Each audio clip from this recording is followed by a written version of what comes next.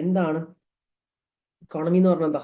ഒരു രാജ്യത്തിന് ഒരു എക്കോണമി ഉണ്ടായിരിക്കും. ആ ഇക്കോണമിയിൽ ഇക്കണോമിക് ആക്ടിവിറ്റി നടക്കുന്നുണ്ട്, വെൽത്ത് ജനറേറ്റ് ചെയ്യുന്നുണ്ട്, ഗുഡ്സ് ആൻഡ് സർവീസുകൾ പ്രൊഡ്യൂസ് ചെയ്യുന്നുണ്ട്, ആ ഗുഡ്സ് ആൻഡ് സർവീസുകൾ ആളുകൾ കൺസ്യൂം ചെയ്യുന്നുണ്ട്, ബിസിനസ്സുകൾ ഗുഡ്സ് ആൻഡ് സർവീസ് പ്രൊഡ്യൂസ് ചെയ്യുന്നു, അത് കൺസ്യൂം ചെയ്യുന്ന കൺസംഷൻ കാരണം കൊണ്ടൊക്കെയാണ് ബിസിനസ് ആക്ടിവിറ്റി അവിടെ നടക്കുന്നുണ്ട്, കൺസംഷൻ നടക്കുന്നുണ്ട്.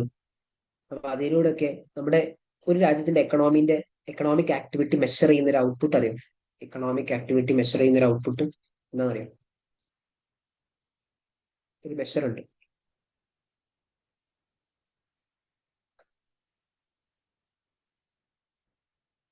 ഒരു ഇക്കണോമിക് ആക്ടിവിറ്റി മെഷർ ചെയ്യുന്ന ഒരു ഔട്ട്പുട്ട് ഉണ്ട്. GDP എന്ന് പറയാം, ഗ്രോസ് ഡൊമസ്റ്റിക് പ്രൊഡക്റ്റ് എന്ന് പറയും. ഈ GDP എന്ന് പറയുന്നതിന്റെ കാൽക്കുലേഷൻ കാര്യങ്ങളൊക്കെ വളരെ ബേസിക്സ് ആയിട്ടുള്ള കുറച്ച് കാര്യങ്ങൾ, അതൊന്നും നമുക്ക് ഇവിടെ പഠിക്കാനൊന്നുമില്ല. GDP GDP ആണ് എന്ത്? ആ ഒരു രാജ്യത്തിന്റെ എക്കണോമിക് ആക്ടിവിറ്റി മെഷർ ചെയ്യുന്നതിന്റെ ഔട്ട്പുട്ട് എന്ന് പറയുന്നത്. അപ്പൊ GDP കുറഞ്ഞെടുക്കുകയാണെന്നുണ്ടെങ്കിൽ അത് കൂട്ടാൻ വേണ്ടിയിട്ട് ചിലപ്പോൾ ഗവൺമെന്റ് ട്രൈ ചെയ്യും. കൂടിക്കിടക്കുവാണ് GDP നല്ല രീതിയിൽ ഓവർ ഹീറ്റ് ആയിട്ട് അല്ലെങ്കിൽ പെട്ടെന്ന് കൂടുന്നൊക്കെ ഉണ്ടെങ്കിൽ അത് കുറയ്ക്കാൻ വേണ്ടിയിട്ടുള്ള കുറെ കാര്യങ്ങൾ ചെയ്യും. ഇതിനൊക്കെയാണ് ഒരു എക്കോണമിയുടെ GDP-നെ കൺട്രോൾ ചെയ്യാനും എക്കോണമിയിലുള്ള പല കാര്യങ്ങളും കൺട്രോൾ ചെയ്യാൻ വേണ്ടിയിട്ട് ഗവൺമെന്റ് കുറച്ച് കാര്യങ്ങൾ ചെയ്യും. ആ പോളിസീസിനെയാണ്, ആ ഗവൺമെന്റ് ചെയ്യുന്ന കുറെ കാര്യങ്ങൾ തന്നെ നമ്മൾ മാക്രോ എക്കണോമിക് പോളിസീസ് എന്നാണ് പറയാം. മാക്രോ എക്കണോമിക് പോളിസീസ് എന്നാണ് പറയാം. എന്താണ് macro economic policy? Macro economic policy means that the government set economic goals. ഗവൺമെന്റിന് കുറച്ച് ഇക്കണോമിക് ഗോൾ ഉണ്ട്. ആ ഗോളുകൾ ഡീറ്റെയിൽ ആയിട്ട് പഠിക്കുന്നുണ്ട്. ഫുൾ എംപ്ലോയ്മെന്റ്, ഇക്കണോമിക് ഗ്രോത്ത് ചെയ്യുക, ലോ ഇൻഫ്ലേഷൻ എന്നൊക്കെ പറയുന്ന കുറെ ഇക്കണോമിക് ഗോൾസ് ഉണ്ട്. ആ ഗോളൊക്കെ അച്ചീവ് ചെയ്യാൻ വേണ്ടിയിട്ട് കുറെ ടൂൾസുകൾ എന്ത് ചെയ്യും? കുറെ ടൂൾസ് ലൈക്ക് ഗവൺമെന്റിന്റെ പോളിസീസ് എന്ന് പറഞ്ഞിട്ട് കുറച്ച് പോളിസീസ് ഉണ്ട്. മെയിൻ ആയിട്ടുള്ള രണ്ട് പോളിസിയാണ് fiscal policy and monetary policy. Fiscal പോളിസിയിൽ ചെയ്യുന്ന കാര്യങ്ങൾ വേറെ കാര്യങ്ങളാണ്, മോണിറ്ററി പോളിസിയിൽ ചെയ്യുന്ന കാര്യങ്ങൾ വേറെയാണ്. ഈ പോളിസീസ് ഒക്കെയാണ് നമുക്ക് പഠിക്കാൻ. അപ്പൊ പോളിസി പഠിക്കുന്നതിന് മുന്നേ ആയിട്ട് ഒബ്ജക്റ്റീവ്സ് മനസ്സിലാക്കാം. ഇത് ഇമ്പോർട്ടന്റ് ആണ്. ഒരു ഇക്കണോമി അല്ലെങ്കിൽ മാക്രോ എക്കണോമിക് പോളിസിയിലൂടെ ഗവൺമെന്റ് അച്ചീവ് ചെയ്യാൻ ഉദ്ദേശിക്കുന്ന ഒബ്ജക്റ്റീവുകൾ എന്തൊക്കെയാണ്?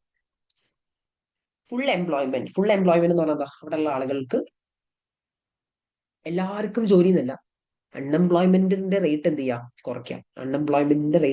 കുറയ്ക്കാം. ജോലി ചെയ്യാൻ കപ്പാസിറ്റി ഉള്ള, ജോലി ചെയ്യാൻ ആഗ്രഹമുള്ള ആളുകൾക്കൊക്കെ ജോബ് ഉണ്ടാക്കാം. അൺഎംപ്ലോയിഡ് ആയിട്ട് ഉണ്ടാവരുത്. അൺഎംപ്ലോയ്മെന്റ് കൂടിക്കഴിഞ്ഞാൽ എന്താ പ്രശ്നം?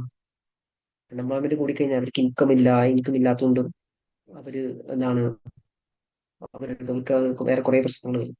പൈസ ഇല്ലാത്തതുകൊണ്ടും പോവേർട്ടി ലൈനിന്റെ താഴേക്ക് പോകുന്നതും പിന്നെ അവർക്ക് വേണ്ടിയിട്ട് ഗവൺമെന്റ് സപ്പോർട്ട്, അങ്ങനെ കുറെ പ്രശ്നങ്ങൾ വരും. അപ്പോൾ ഫുൾ എംപ്ലോയ്മെന്റ് ഉണ്ടാക്കുന്ന പറയുമ്പോൾ അൺഎംപ്ലോയ്മെന്റ് റേറ്റ് കുറയ്ക്കുക എന്നുള്ള ഒരു ഒബ്ജക്റ്റീവ് ആണ്.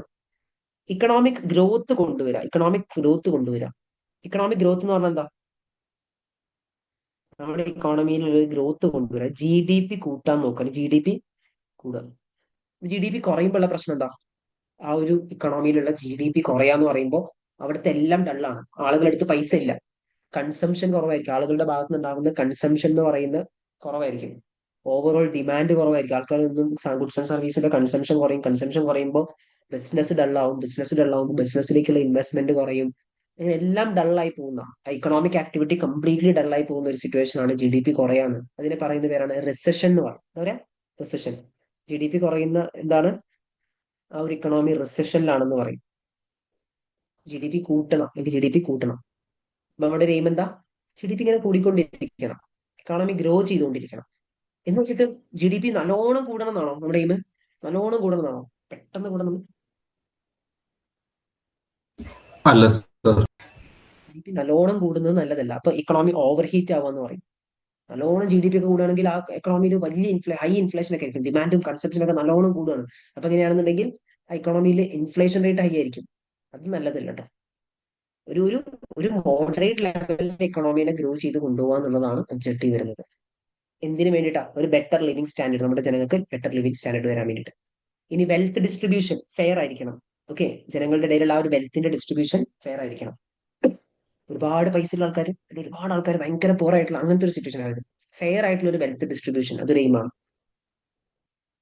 ഇനി നമ്മുടെ ഗുഡ്സ് ആൻഡ് സർവീസിന്റെ പ്രൈസ് നോക്കുന്ന സമയത്ത് പ്രൈസ് സ്റ്റേബിൾ ആവണം. പ്രൈസ് സ്റ്റേബിൾ ആവുന്ന പറഞ്ഞാൽ എന്താ? പ്രൈസ് കൂടരുത് എന്നാണോ? പ്രൈസ് കൂടും, പ്രൈസ് എന്തായാലും കൂടും. ബട്ട് അത് നല്ല രീതിയിൽ കൂടരുത്. ഹൈ ഇൻഫ്ലേഷൻ ഒരിക്കലും നല്ലതല്ല. നമ്മുടെ എയിം എന്താ? ഒരു ലോ ഇൻഫ്ലേഷൻ മെയിൻറ്റെയിൻ ചെയ്ത് പോകാന്നുള്ളതാണ്. ഇൻഫ്ലേഷൻ ഉണ്ടാവും എന്തായാലും, ബട്ട് അതൊരു ലോ ഇൻഫ്ലേഷൻ ആയിരിക്കണം. ഹൈ ഇൻഫ്ലേഷൻ വരുന്ന സിറ്റുവേഷൻ വരുന്നത്.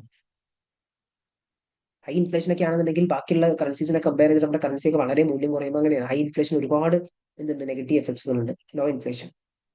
ഇനി ബാലൻസ് ഓഫ് പേയ്മെന്റ് ഉണ്ട്. ബാലൻസ് ഓഫ് പേയ്മെന്റ് എന്ന് പറഞ്ഞാൽ എന്താ? വേറെ കൺട്രീസ് ആയിട്ടുള്ള ആ ഒരു ട്രാൻസാക്ഷൻ, വേറെ കൺട്രീസ് ആയിട്ടുള്ള ഇൻഫ്ലോ ഔട്ട്ഫ്ലോ, അതൊക്കെയാണല്ലോ ബാലൻസ് ഓഫ് പേയ്മെന്റ് വരുന്നത്. ബാലൻസ് ഓഫ് പേയ്മെന്റ് സർപ്ലസ് വരും, ഡെഫിസിറ്റ് വരും. സർപ്ലസ് വരുമ്പോഴാണോ ഡെഫിസിറ്റ് വരുമ്പോഴാണോ നമ്മുടെ എക്കണോമിയിൽ നിന്ന് വെൽത്ത് അങ്ങോട്ടേക്ക് നെറ്റ് പോകുന്നത്, വേറെ രാജ്യങ്ങളിലേക്ക് ഡെഫിസിറ്റ് പോകുന്നത്? ഡെഫിസിറ്റ് വരും. ബി ഒ പി ഡെഫിസിറ്റ് വരുമ്പോൾ ബി ഒ പി ഡെഫിസിറ്റ് ഉണ്ടായിരിക്കും. ലൈക്ക് കുറഞ്ഞ എക്സ്പോർട്ട്, കൂടുതൽ ഇമ്പോർട്ട്. കൂടുതൽ ഇമ്പോർട്ട് ഒക്കെ ആണെന്നുണ്ടെങ്കിൽ അവിടെ എന്താ, നെറ്റ് അങ്ങോട്ടേക്കാണ് ഫണ്ട് പോകുന്നത്. അപ്പൊ അതൊക്കെ നമ്മുടെ എക്കോണമീനെ എന്താണ്, നെഗറ്റീവ്ലി എഫക്ട് ചെയ്യുന്ന കാര്യങ്ങളാണ്. എക്കോണമീനെ നെഗറ്റീവ്ലി എഫക്ട് ചെയ്യുന്ന കാര്യങ്ങളാണ്. ഇതൊക്കെയാണ് നമ്മുടെ മെയിൻ ആയിട്ടുള്ള ഒബ്ജക്റ്റീവ്സ് വരുന്നത്.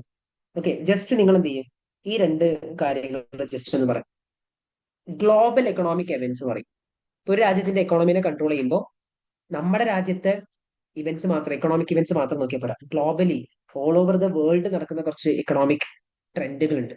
എല്ലാ രാജ്യത്തിന്റെ ഇക്കോണമിനെയും ബാധിക്കുന്ന പല കാര്യങ്ങളും. അതെന്തുകൊണ്ടാണ് അതിപ്പോ റെലവെന്റ് ആണ്? കാരണം എല്ലാ എക്കണോമീസും വളരെയധികം കണക്റ്റഡ് ആണ്, ഇന്റർനാഷണൽ ട്രേഡും മണി ഫ്ലോസ് ഒക്കെ കാരണമുണ്ട്. അപ്പൊ കുറച്ച് ഗ്ലോബൽ എക്കണോമിക് ഇവന്റ്സുകൾ ഇങ്ങനെ പറയുന്നുണ്ട്. ജസ്റ്റ് ഒന്ന് വായിക്കാം.